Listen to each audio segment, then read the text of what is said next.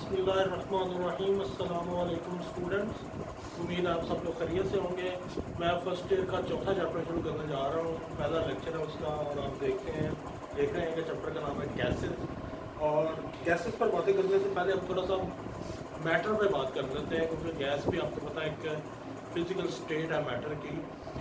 Matter किसी भी ऐसी चीज़ को कहते हैं जो जगह घेरे और जिसकी कोई मैस हो, यानी anything that occupy space and have mass is called matter. Matter की तीन फिजिकल स्टेट्स के बारे में आप जानते हैं, सॉलिड है, लिक्विड है और गैस है। और चौथी भी एक स्टेट है इसकी, प्लाज्मा स्टेट। इस पर भी हम थोड़ी सी बात करेंगे, जो कि पार्शली आयनाइज गैशियस फॉर्म है एट हायर टेम्परेचर। उस पर जो स्टेट बनती है उसे हम प्लाज्मा स्टेट कहते हैं। थोड़ा सा तज़किरा है आपके इस चैप्टर में। बाकी हम गैसेस पर बात करेंगे और लिक्विड पे बात करेंगे और सॉलिड पे बात करेंगे। ये आपके अगले 3 चैप्टर्स हैं। क्योंकि आपका 3 चैप्टर इन्हीं फिजिकल स्टेट पर हैं, तो मैं चाहता हूँ कि हम इन तीनों फिजिकल स्टेट जो हैं इनका आपस में कंपैरिजन भी करते हैं। तो मैं आपके सामने तीनों की तस्वीर भी बना देता हूँ और तीनों की जो कुछ एसेंशियल या बेसिक प्रॉपर्टीज़ जो हैं उनका हम तज़किरा कर लेते हैं। देखिए जी, ये गैस है। गैस में आपको पता मॉलिक्यूल दूर दूर होते हैं। ये लिक्विड है। लिक्विड में मॉलिक्यूल एक दूसरे को टच करते हैं, कहीं कहीं आपको गैप मिलते हैं, लेकिन वो गैप इतने ज़्यादा नहीं होते कि वहाँ पर कोई मॉलिक्यूल आ सके। ये गैप आपको नज़र तो आ रहे हैं, लेकिन इनका साइज इतना बड़ा नहीं है कि यहाँ पर कोई मॉलिक्यूल आ सके। यही वजह है कि इन गैप्स की वजह से लिक्विड फ्लो करते हैं, क्योंकि ये स्पेसेस की वजह से मॉलिक्यूल एक दूसरे से रगड़ खाते हुए गुजर जाते हैं और लिक्विड जो है वो फ्लो करते हैं। तीसरी स्टेट जो आपके सामने है वो है सॉलिड। सॉलिड में मॉलिक्यूल एक दूसरे के साथ एग्जैक्टली जुड़े होते हैं और टाइटली बाउंड होते हैं एक दूसरे के साथ।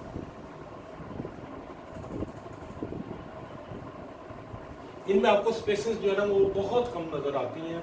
ये स्टेट जो है आपके सामने, ये है गैस, ये है लिक्विड और ये है सॉलिड। पहले मैं इनकी डेफिनेशंस की तरफ आता हूँ। आपको पता है गैस जो है ये मैटर की वो स्टेट होती है जिसकी ना तो कोई डेफिनेट शेप होती है, ना ही कोई डेफिनेट वॉल्यूम होता है। तो gas is a state of matter which has neither definite shape not definite volume. ये पहली प्रॉपर्टी है, neither definite shape nor volume। Liquids जो होते हैं आपको पता है कि इनका वॉल्यूम तो फिक्स होता है, लेकिन उनकी शेप फिक्स नहीं होती। यानी इनका जितना वॉल्यूम होता है वो बरकरार रखते हैं उसको, लेकिन इनकी शेप कोई नहीं होती। जिस तरह के बर्तन में आप इनको डाल देते हैं ये वही शेप जो है वो अडॉप्ट कर लेते हैं। तो इनका आप कह सकते हैं डेफिनेट वॉल्यूम होता है but not definite shape, but not shape. Shape इनकी डेफिनेट नहीं होती। और सॉलिड्स जो होते हैं ये आपको पता है ये अपनी पोजीशन पर खुद को बरकरार रखते हैं, जिसकी वजह से इनकी डेफिनेट शेप होती है और डेफिनेट वॉल्यूम होता है। Definite shape and definite volume. तो gas is a state of matter which has neither definite shape nor definite volume. Liquid is a state of matter which has definite volume but not definite shape. और solid is a state of matter which has definite volume and definite shape. ये इनकी definitions का comparison भी मैंने आपके सामने लिख दी है। अब हम इनकी कुछ और प्रॉपर्टीज की तरफ आते हैं। आप देख रहे हैं कि गैसेस के मॉलिक्यूल में बेशुमार स्पेसिस है। यहाँ पर स्पेसिस तो हैं, लेकिन वो इतनी छोटी स्पेसिस हैं कि वहाँ पर कोई और मॉलिक्यूल नहीं आ सकता, और यहाँ पर तो स्पेसिस ना होने के बराबर है। इसका मतलब है कि गैस के मॉलिक्यूल पर अगर आप प्रेशर अप्लाई करते हैं तो ये कंप्रेस हो जाती है, इनको दबाया जा सकता है। ना तो लिक्विड को दबाया जा सकता है, ना सॉलिड को दबाया जा सकता है। तो दूसरी इनकी प्रॉपर्टी है कंप्रेसिबिलिटी। ये कंप्रेसिबल है, ये नॉन कंप्रेसिबल है।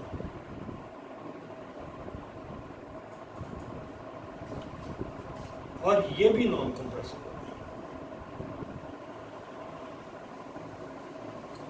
ये इनकी दूसरी प्रॉपर्टी है कंप्रेसिबिलिटी। अब तीसरी प्रॉपर्टी है इंटरमॉलिक्यूलर फोर्सेस।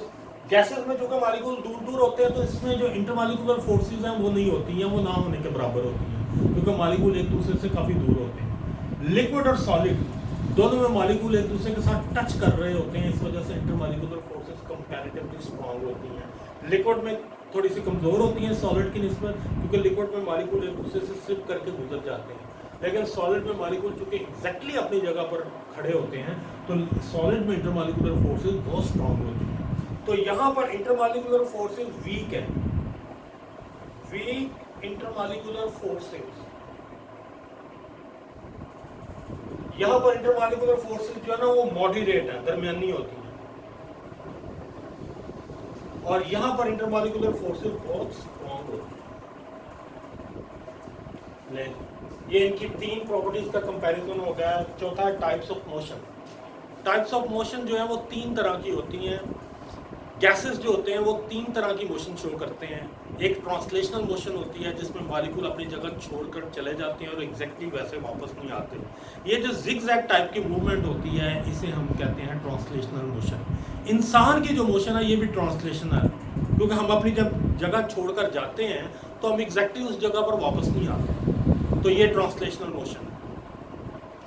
दूसरी है वाइब्रेशनल मोशन।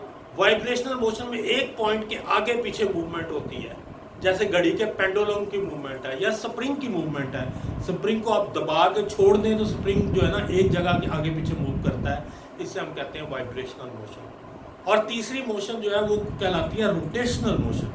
रोटेशनल मोशन में एक पॉइंट के गिर्द एग्जैक्टली दायरे में चीज़ जो है ना इक्वल फासला रख के उससे जो है ना वो चीज़ घूमती है। इसकी एग्जांपल जो है ना वो आप पंखे की हरकत परों की हरकत कह सकते हैं। पंखे के जो पर होते हैं एक सेंट्रल पॉइंट के गिर्द जो है वो एग्जैक्टली एक जैसे फासले से घूमते हैं। तो ये तीन तरह की मोशन है। गैसेज में मोशन तीनों तरह की पाई जाती है, लिक्विड में भी मोशन तीनों तरह की पाई जाती है, लेकिन सॉलिड के जो पार्टिकल हैं वो अपनी जगह छोड़कर नहीं जाते, ना वो रोटेट करते हैं, ये सिर्फ वाइब्रेट करते हैं। तो फर्क आप ध्यान में रखिएगा। जो गैसेस हैं ये तीनों तरह की मोशन शो करते हैं, जिसे हम ट्रांसलेशनल मोशन कहते हैं, रोटेशनल मोशन कहते हैं और वाइब्रेशनल मोशन कहते हैं। लिक्विड्स जो है ये भी तीनों तरह की मोशन शो करते हैं, और जो सॉलिड है ये सिर्फ वाइब्रेशनल मोशन शो करते हैं। ना तो उनमें रोटेशनल मोशन होती है ना उनमें ट्रांसलेशनल मोशन होती है। तो ये मोशन का जो है ना वो मैंने कंपैरिजन कर दिया तीनों का। और नेक्स्ट जो प्रॉपर्टी है वो है डेंसिटी। सॉलिड में मॉलिक्यूल चूंकि थोड़ी जगह पे ज्यादा आते हैं तो इनकी डेंसिटी ज्यादा होती है। लिक्विड में मॉलिक्यूल में थोड़े थोड़े गैप आ जाते हैं तो इनकी डेंसिटी कम होती है।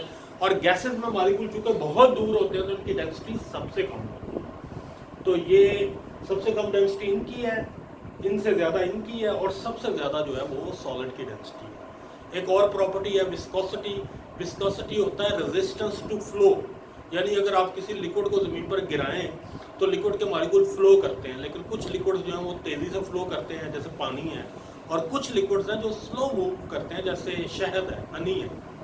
क्योंकि हनी जो है ये ज़्यादा रेजिस्ट करता है मूवमेंट को, जो मॉलिक्यूल्स की लेयर्स की मूवमेंट है उसको ये रेजिस्ट ज़्यादा करता है, इसे हम कहते हैं विस्कोसिटी।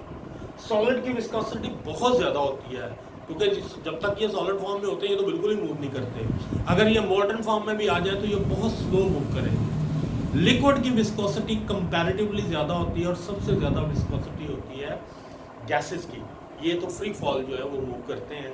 तो विस्कोसिटी में टॉप पे जो है वो गैसेस है, दूसरे पर विस्कोसिटी सबसे ज़्यादा सॉलिड की होती है, दूसरे पर लिक्विड की होती है, और सबसे कम विस्कोसिटी जो है ना वो गैसेस की होती है। विस्कोसिटी होती है द रेजिस्टेंस टू फ्लो, और आपको पता है सबसे ज़्यादा सॉलिड रेजिस्ट करते हैं फ्लो को, दूसरे नंबर पर लिक्विड करते हैं, और तीसरे पर जो है वो गैसेस करती हैं। तो ये एक प्रॉपर्टी है। एक और प्रॉपर्टी है जिसका कंपैरिजन करना ज़रूरी है, वो है डिफ्यूजन एंड डिफ्यूजन। डिफ्यूजन और डिफ्यूजन में ज़रा फ़र्क देख लें आप अगर कमरे के एक कोने में परफ्यूम जो है ना वो छिड़कते हैं तो आप देखते हैं थोड़ी देर बाद मॉलिक्यूल पूरे कमरे में फैल जाते हैं। जहाँ पर आपने परफ्यूम को छोड़ा था वहाँ पर मॉलिक्यूल्स की कंसंट्रेशन, परफ्यूम के मॉलिक्यूल की कंसंट्रेशन बहुत ज़्यादा थी, और जबकि कमरे के दूसरे कोने में परफ्यूम की कंसंट्रेशन 0 थी। तो ये मॉलिक्यूल जो जब हायर कंसंट्रेशन से लोअर कंसंट्रेशन की तरफ जाते हैं तो इस मूवमेंट को हम कहते हैं डिफ्यूजन। और इसके होने की रीज़न ये होती है कि मालिक्यूल जो है वो रैंडमली मूव करते हैं, वो आपस में टकराते हैं, वो दीवारों से टकराते हैं और आहिस्ता आहिस्ता वो इक्वली डिस्पर्स हो जाते हैं। डिफ्यूजन की प्रॉपर्टी गैसेस में ज़्यादा होती है, क्योंकि गैसेस के मालिक्यूल आज़ाद होते हैं, वो फ्रीली मूव कर रहे होते हैं। लिक्विड में कंपैरेटिवली कम होती है और सॉलिड में ये सबसे कम होती है। एक और इससे मिलती जुलती प्रॉपर्टी है डिफ्यूजन। डिफ्यूजन और डिफ्यूजन में सिर्फ एक फ़र्क है। डिफ्यूजन में फ़र्ज करें ये एक कमरा है जिसमें आपने इस कमरे में एक परफ्यूम छोड़ा है और दूसरे कमरे में परफ्यूम जाने की हम बातें कर रहे हैं, तो दोनों जो है वो उनमें कोई पार्टीशन नहीं है। अगर दोनों रीजन्स के दरमियान में आप एक पार्टीशन लगा दें और दरमियान में इतना छोटा सुराख कर दें कि एक एक मालिक्यूल जो है वो इधर से इधर जाए, तो इसे हम कहते हैं डिफ्यूजन। ये डिफ्यूजन और फ्यूजन में सिर्फ इस पार्टीशन का फर्क है। और इस वजह से चूंकि एक एक मालिक्यूल उधर जाता है, तो इस वजह से डिफ्यूजन का प्रोसेस जो होता है वो कंपैरेटिवली जो है वो बहुत स्लो प्रोसेस होता है। तो ये मैंने जनरल सी कुछ प्रॉपर्टीज़ का कंपैरिजन आपके सामने कर दी है, जिसमें मैंने इंटरमॉलिक्यूलर फोर्सेस की डेफिनेशन की बात की है, फिर कंप्रेसिबिलिटी की बात की है, इंटरमॉलिक्यूलर फोर्सेस की बात की है, टाइप्स ऑफ मोशन की बात की है, डेंसिटी की बात हुई है, विस्कोसिटी की बात हुई है, डिफ्यूजन और डिफ्यूजन की बात हुई है। तो ये मैंने इसलिए ये कंपैरिजन आपके सामने किया है क्योंकि अगर तीनों चैप्टर इससे रेलिवेंट हो तो मैं चाहता था एक जगह पे आपको कंपैरिजन कर दें ताकि आपको बाद में चीज़ें समझने में आसानी हो। गैसेस में मालिक्यूल दूर दूर होते हैं, लिक्विड में मालिक्यूल करीब होते हैं, सॉलिड में और ज़्यादा करीब होते हैं। ज़्यादातर जो प्रॉपर्टीज़ हैं उनका ताल्लुक इन्हीं चीज़ों से। तो मैं अब आपका बाकायदा जो है वो लेक्चर स्टार्ट करने जा रहा हूँ। आपका जो पहला लेक्चर है इस चैप्टर में वो है kinetic molecular theory of gases. Kinetic molecular theory of gases जो है ना, ये कुछ साइंटिस्ट की काविशों से बनी थी, जिसमें टॉप पे बर्नौली एक साइंटिस्ट है, फिर मैक्सवेल है और बोल्ट्जमैन। इन साइंटिस्ट ने जो है ना काइनेटिक मॉलिक्यूलर थ्योरी को जो डेवलप किया था।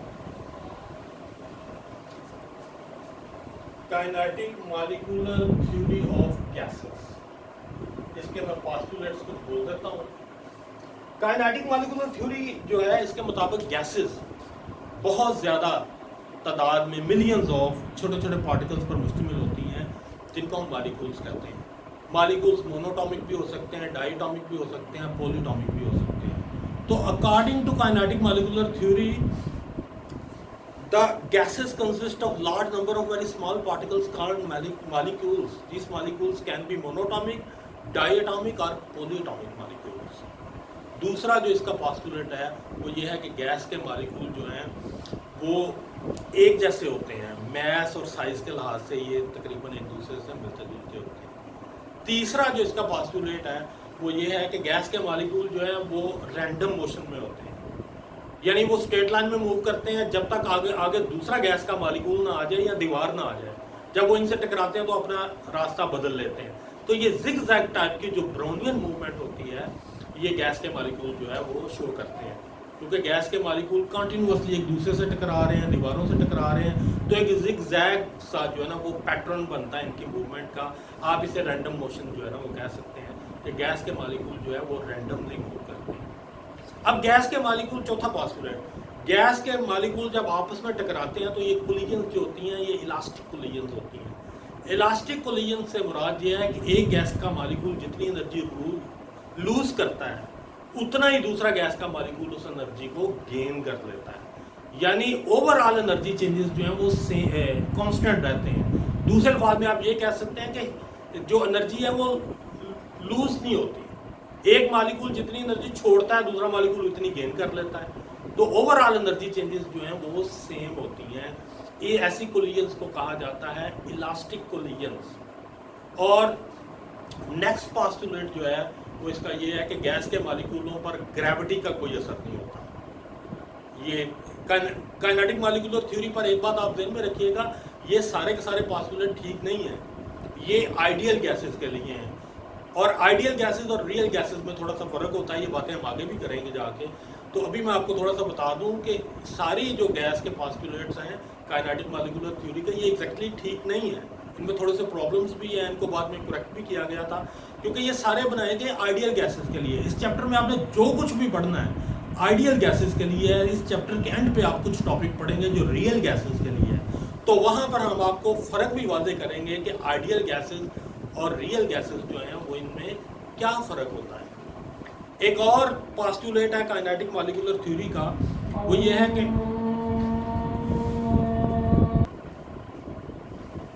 नेक्स्ट पोस्टुलेट ये है कि गैस के प्रेशर का हमें कैसे पता चलता है। अभी थोड़ी देर पहले मैंने आपको बताया कि गैस के मॉलिक्यूल आपस में टकराते हैं और दीवारों से टकराते हैं। जब गैस के मॉलिक्यूल दीवारों से टकराते हैं कंटेनर की या कमरे की या वेसल की, तो उसे वो अपना प्रेशर शो करते हैं। तो किसी भी गैस का प्रेशर फाइंड किया जाता है bye it's collision on the wall of container. Next postulate जो है वो काइनेटिक मॉलिक्यूलर थ्योरी का वो ये है, there are no attractive forces between gas molecules. Gas के मॉलिक्यूल चूंकि दूर दूर होते हैं तो इनमें कोई अट्रैक्टिव फोर्सेस नहीं होती। और इससे नेक्स्ट पोस्टुलेट ये है कि गैस के मॉलिक्यूल का जो अपना वॉल्यूम होता है, एक्चुअल वॉल्यूम, वो उस वॉल्यूम के सामने नेग्लिजिबल होता है जो उन्होंने घेरा होता है। मसलन फर्ज करें इस कमरे में हम गैस के मॉलिक्यूल 8-10 छोड़ देते हैं, वो पूरा कमरा घेर लेंगे, लेकिन गैस के मॉलिक्यूल का अपना वॉल्यूम बहुत कम होगा इस कमरे के लिहाज से। तो आप कह सकते हैं the volume occupied by gas molecule is negligible as compare to total volume of the gas. और लास्ट पोस्टुलेट जो काइनेटिक मॉलिक्यूलर थ्योरी का है वो ये है, kinetic energy of gas molecule is directly proportional to absolute temperature. जितना temperature ज़्यादा होगा उतना गैस के मॉलिक्यूलों की काइनेटिक एनर्जी जो है वो ज़्यादा होगी। तो ये मेरा आज का पहला लेक्चर है गैसेस के चैप्टर का। इस पे मैंने आपको तीनों फिजिकल स्टेट जो हैं, सॉलिड, लिक्विड और गैस, इनका कंपैरिजन भी आपको बता दिया है। और पहला टॉपिक भी मैंने आपके साथ डिस्कस कर दिया है, that is kinetic molecular theory of gases. मैं आपको पहले भी बता चुका हूँ, मैं दोबारा रिवाइज कर देता हूँ कि इस चैप्टर में आपने जो कुछ पढ़ना है, और काइनेटिक मॉलिक्यूलर थ्योरी याद रखिएगा ये आइडियल गैसेस के लिए है। जो रियल लाइफ की गैसेस होती हैं वो थोड़ी सी डिफरेंट होती हैं। दोनों में क्या फ़र्क होता है इस चैप्टर के एंड पे जाके हम जो है वो इस तरह की बातें करेंगे, क्योंकि वहाँ पर टॉपिक आएंगे आपके रियल गैसेस के लिए। तो ये आपका लेक्चर जो है वो ख़त्म हो गया। Thank you.